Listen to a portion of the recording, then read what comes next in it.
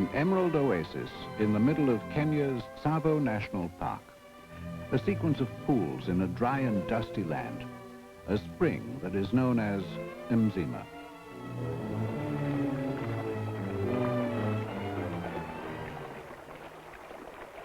Above the water, lush, green, rich.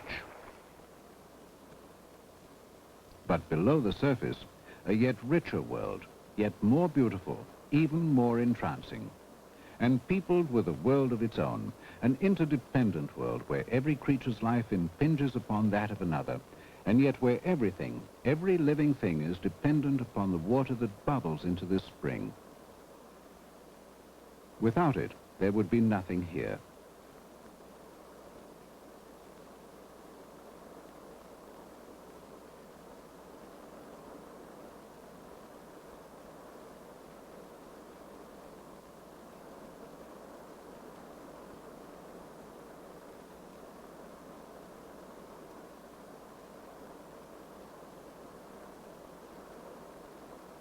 The spring is the cause of it all, but the spring itself has to have a cause of its own.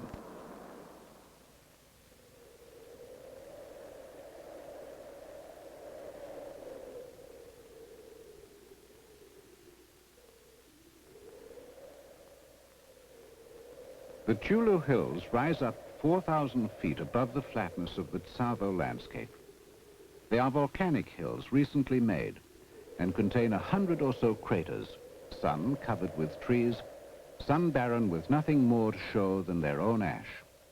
Their height above the surrounding plains means that they catch more of the rain than the world at their feet, some 4 times more. But no rivers run down these hills, and there are no lakes on them, for they are the birthplace of the Mzima Springs and of Alan Root's story.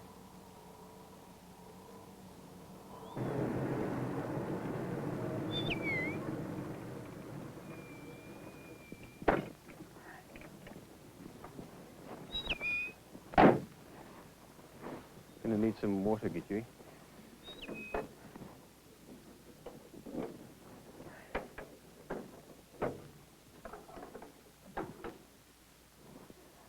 The Tulu Hills are, in fact, just one enormous ash heap.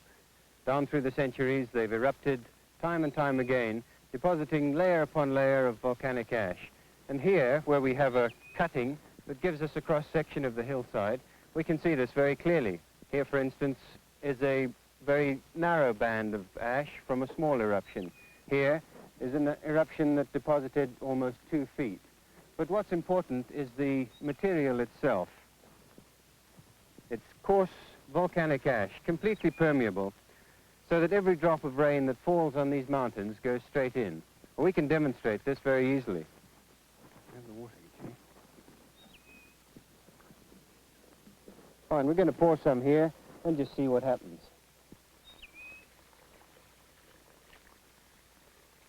And there it goes, just straight in. Soaks it up like a sponge.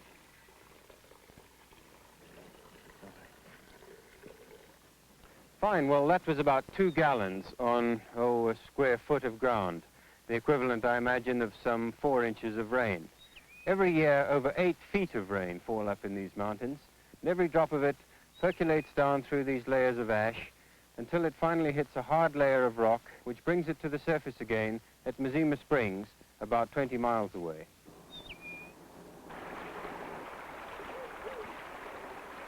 One million gallons of water an hour gurgle up to create a string of lakes.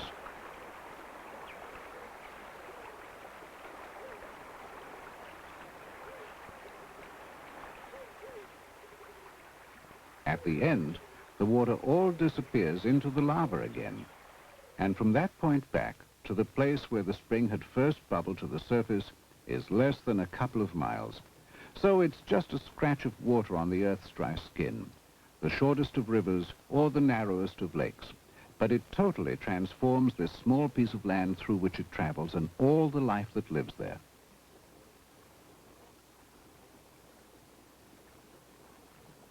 An oasis of drinking water in a parched and dusty land.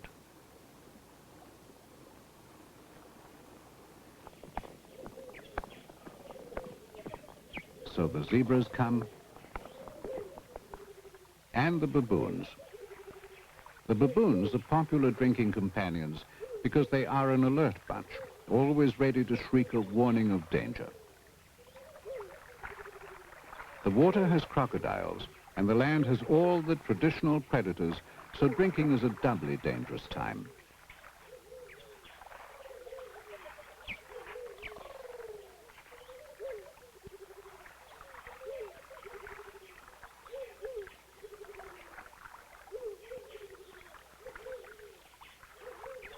The warthogs also take care to drink from the shallowest edge of the water where the danger from crocodiles is least. But the elephants have no such fear, and they enter the water.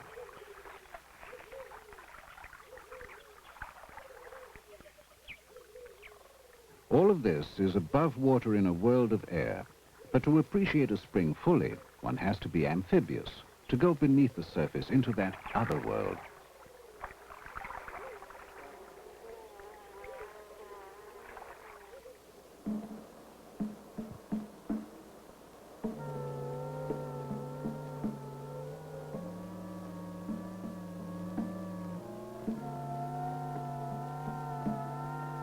It is not without danger.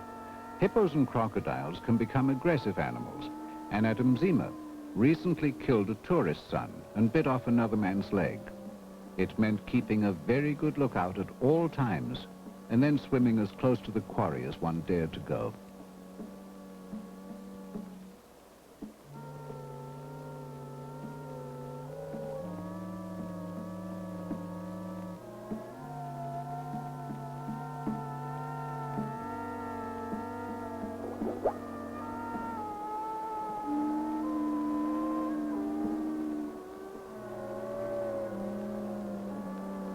It seems a rule that however ungainly a creature may be on land, it becomes totally graceful underwater.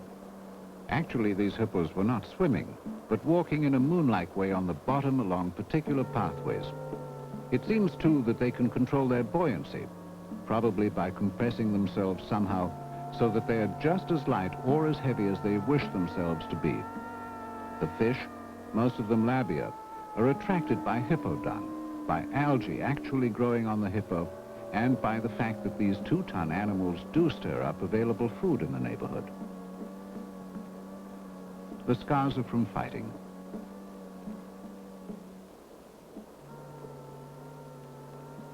A hippopotamus cannot see very well even on the surface, and probably can see even less well when underwater. But usually that's of little consequence because they tend to live in murky rivers where nothing can see very far.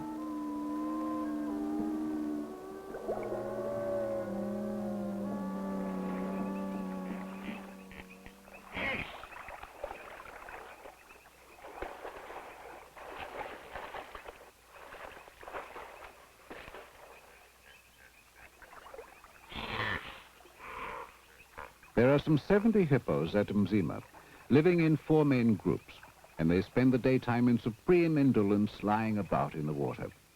They spend much of the time asleep, coming to the surface automatically every 40 seconds or so to breathe. If disturbed, they can stay underneath for several minutes, waiting until the danger has passed. But they don't have the physiological adaptations of other mammals, such as seals and whales, which are far more suited to an aquatic existence.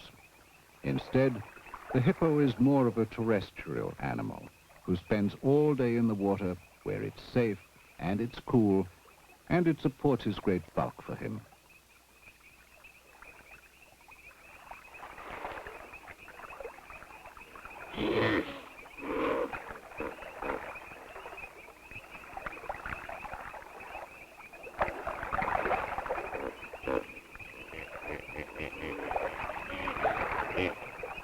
Even fighting doesn't seem too strenuous a business. But for the main part, the day is just relaxing with the nostrils and eyes supremely placed for seeing and breathing, without lifting any more of the head out of the water than is absolutely vital.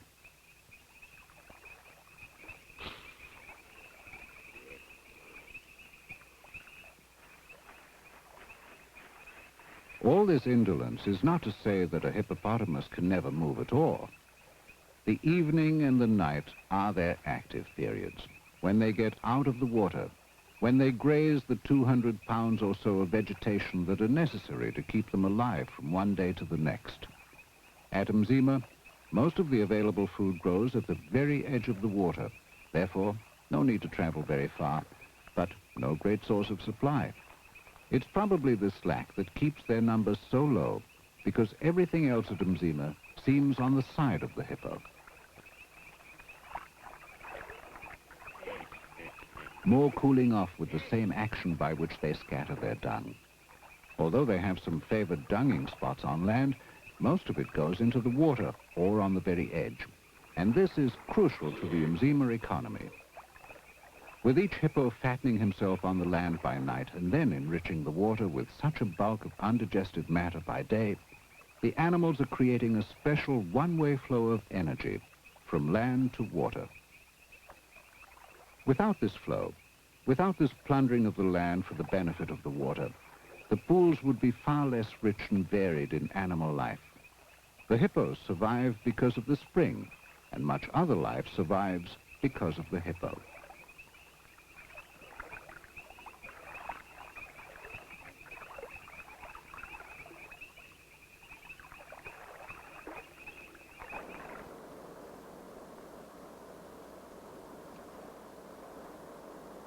And not only do they produce their remorseless quantities of dung with all its vital nutrients, but they probably die in the water. So instead of pounds of manure to enrich the place, there's suddenly a couple of tons of decaying carcass.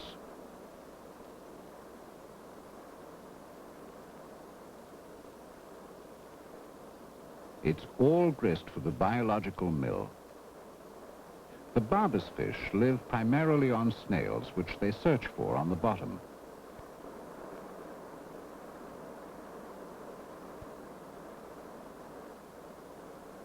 And this is a goby, well camouflaged for its survival, blending in with a blanket of hippo dung. Such a dung heap also provides a good feeding ground for the lily trotters. They paddle about on the shoreline, looking for food just wherever it's convenient or profitable to do so.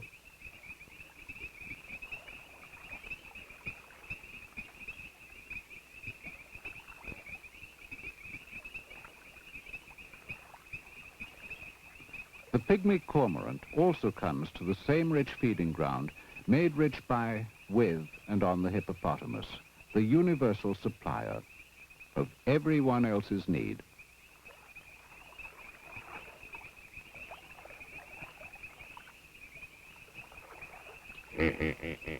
And what's good for the lily trotter is good for the terrapin. There are not too many convenient rocks at Mzima. Presumably, there is something to be said for the constancy and utter reliability of a real rock.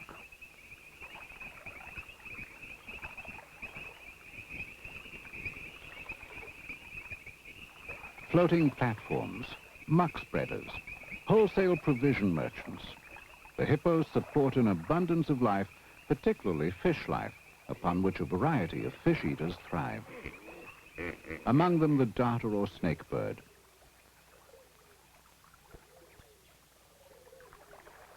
And the white-necked cormorant.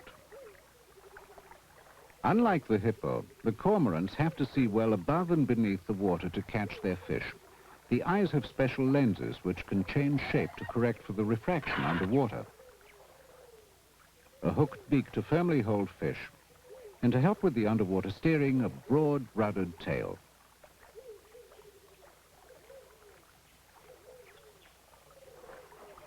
Related to the cormorant is the darter or snakebird, also web-footed, but with a distinctively longer neck and straight bill.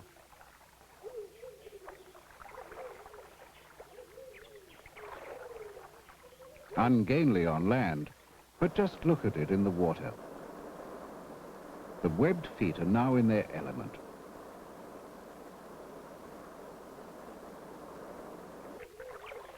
This is why it's called a snakebird, because only its long snake-like neck shows as it moves along the surface.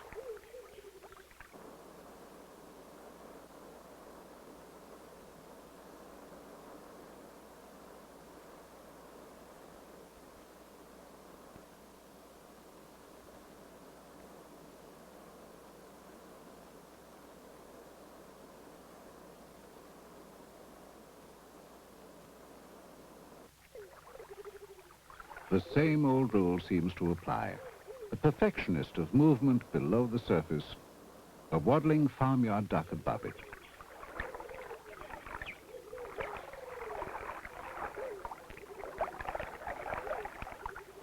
So too with the cormorant, which comes into its own when it leaves the air or land and enters the water to which it truly belongs and in which it has to find its prey.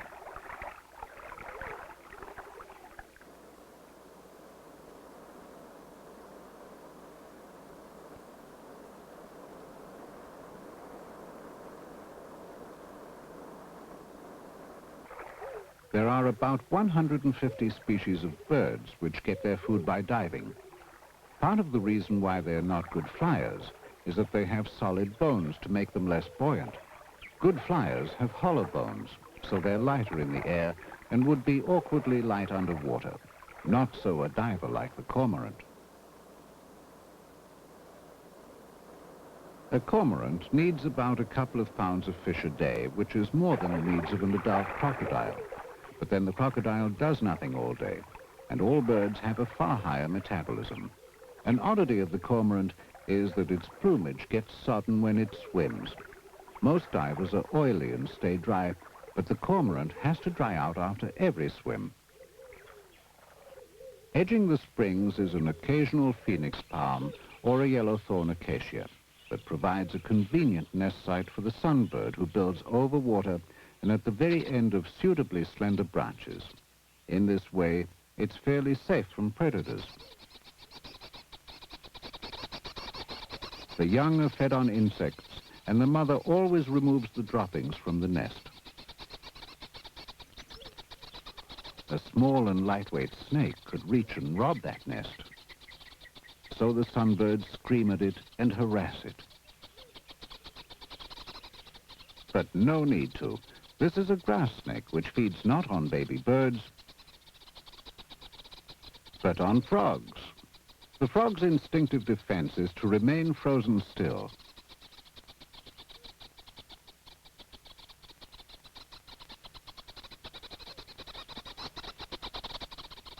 Then to jump for its life.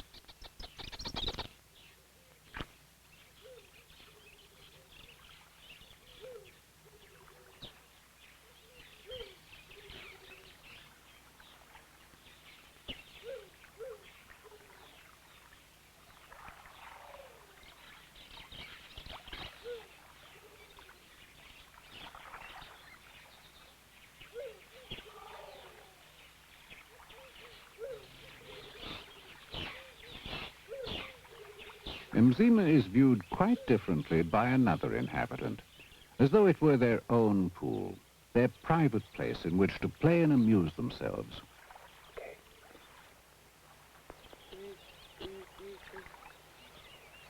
These are spotted-necked otters, one of the smallest otter species in the world, being just 3 feet long.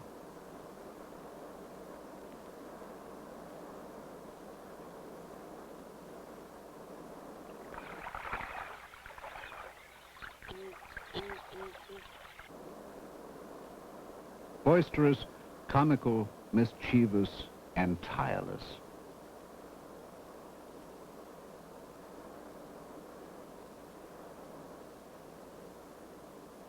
Frightening a freshwater crab is just marvelous fun for these otters, although some of the bigger otters do eat crabs.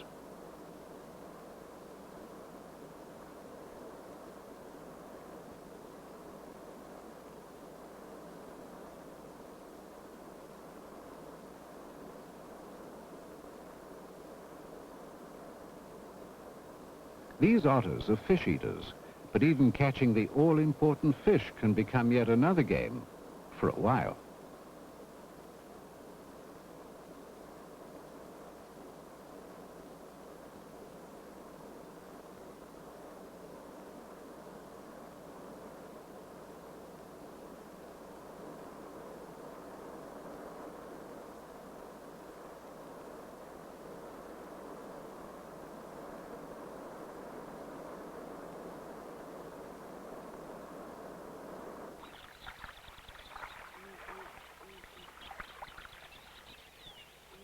They always start eating their catch at the tail end, eating bones and scales, everything.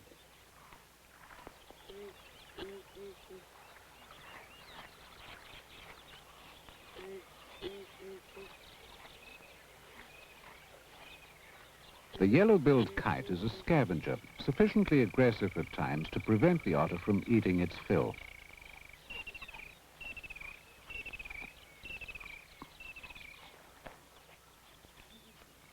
So the otter takes it into the water, swims with it, gets bored with it, and then there is some fish floating and waiting for the kite.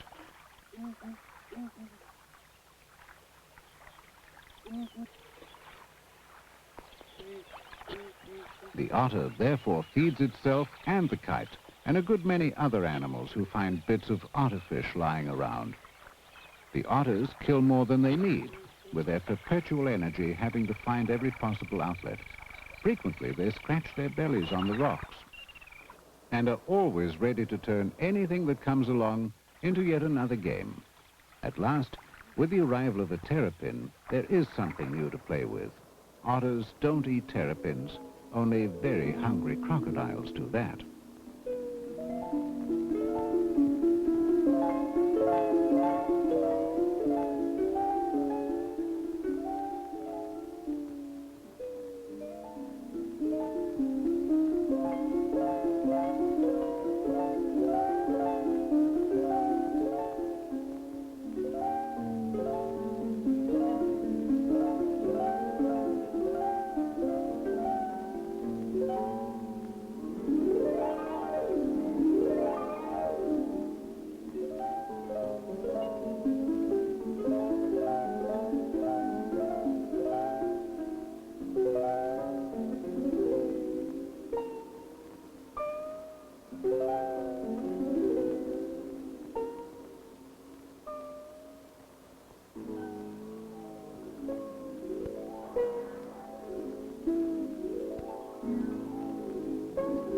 Finally, the terrapin retires into its shell, and the game is over.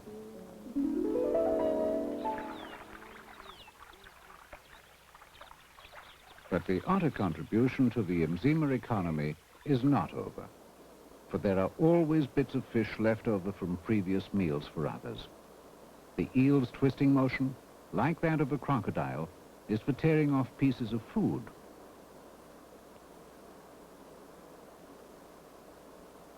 While the eel is trying to consume its morsel, there is another and a most deserving consumer finding some consolation after the tormenting otters. And further down the links of this food chain, the fish are quick to take advantage whenever possible. But unlike the fish, and from time to time, the terrapin needs more air.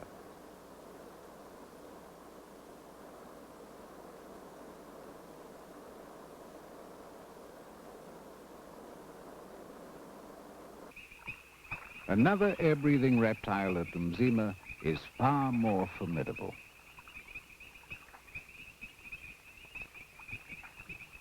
The crocodiles are at the top of this particular biological pyramid.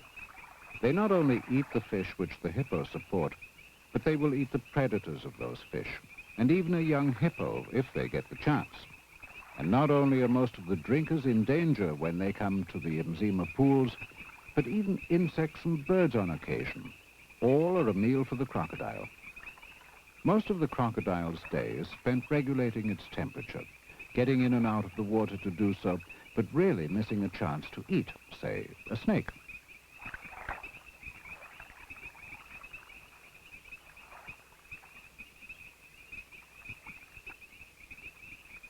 The largest Mzima crocodiles are about 10 feet long and are entirely capable of killing a man.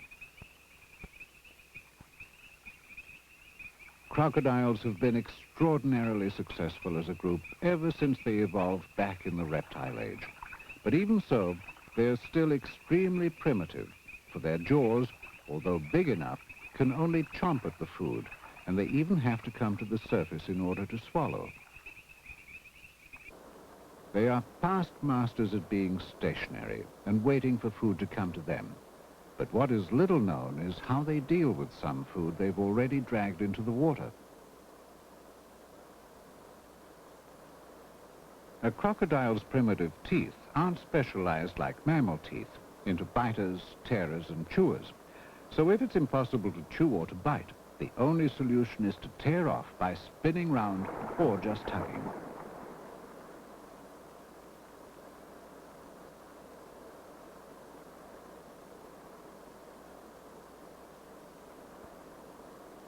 The same twisting motion as the eel, but on a far greater scale.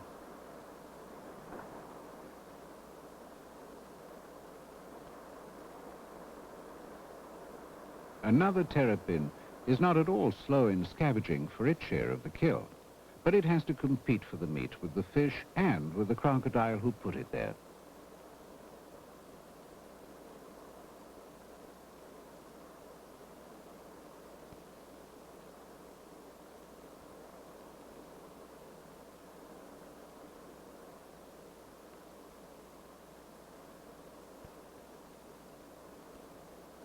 All this because an impala came down to drink, and all those fish because the hippos spend the days basking in the water and their nights filling once again their cavernous bellies from the land. And all this because a spring happens to bubble to the surface in the middle of Tsavo Park, creating pools for the hippos to bask in and an existence for all those other species that live here. One way of life creates another. What the hippos discard, either when they live or when they die, enriches the place for others. And what the predators discard, either willfully or forgetfully, is a meal for others. Predator, scavenger, all living things link together in a cycle which is never ending.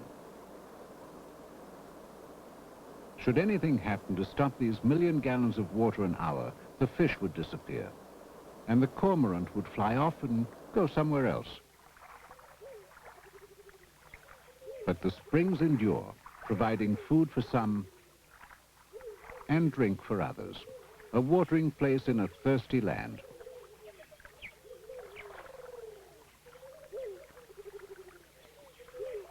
A chain of pools making the narrowest of lakes or the shortest of rivers. The home of some. The visiting place of others. A world of interdependence, but dependent entirely upon those ashen Chiulu hills 20 miles away, and the fact that their water gurgles to the surface, enabling everything to happen that we've just seen to happen at the spring they call Mzima.